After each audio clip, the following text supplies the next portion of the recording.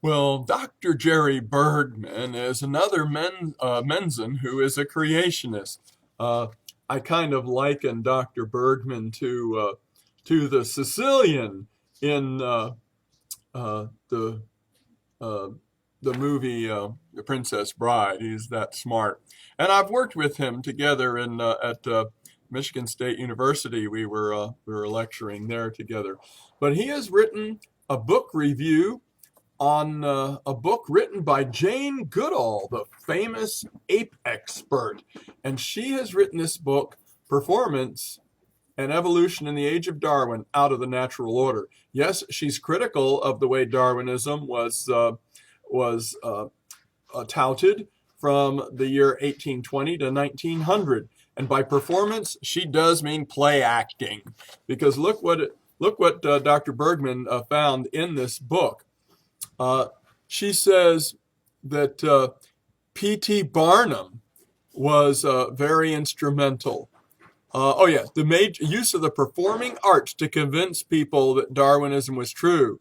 Uh, P.T. Barnum really got involved with freaks and things like that. Um, she covers the years 1830 to 1900 as when she said Darwinism became uh, established, that various non-Caucasians were exploited as proof of evolution. The ape man Zip, the ape girl Crow, and the ape woman Julie Pastrana. P.T. Barnum presented a Burmese family to support the theory that the first man was hairy, that the Burmese weren't as evolved as the white people were.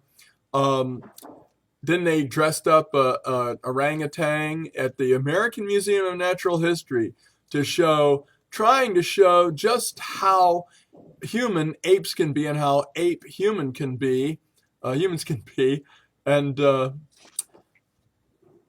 yes, let's see, all about proving that apes and humans were related. Uh, the travesty of Negroes and other races considered inferior to the highest evolved humans, the whites. Oh, by the way, Darwin himself felt like the highest evolved whites were the Anglo-Saxons, because he was Anglo-Saxon. Hitler believed the highest evolved whites were the Germanics, the Aryan race, the Teutonics, because he was Aryan. And so it just depends on your egocentric, superior racist position, whether you're going to be a Darwinist who thinks your particular breed even is obviously the least ape-like and the most advanced, Homo novus, as Sheldon Cooper puts it. Um, but Jane Goodall only covers certain times in history. They said that, yes, some evolutionists saw these as vulgar proof, but most of them couldn't resist the urge to use these evidences. But, she didn't cover after the year 1900, when Oda Benga, who I believe was an Australian Aborigine, was brought to the United States and put in a cage in a zoo. This is a man, a human, put in a cage in the zoo. He later was released from there, but later committed suicide. This was actually a human, a man, who was treated like an animal because he was from a gene pool that was considered by the leaders in science at the time to be monkeys. They were animals. All of the the Tasmanian Aborigines were extincted, and they were actually stuffed and put in museums as study taxonomy, taxidermy for evolution. The queen of the Tasmanian Aborigines was the last that was left, and she asked, her dying wish was that she not be stuffed and put in a museum. Of course, after she was dead, that's exactly what they did with her. Her body was, the taxidermy was done, and there she is with marbles in her eye sockets as proof that these were just throwbacks from the days when people were apes. These are very intelligent people.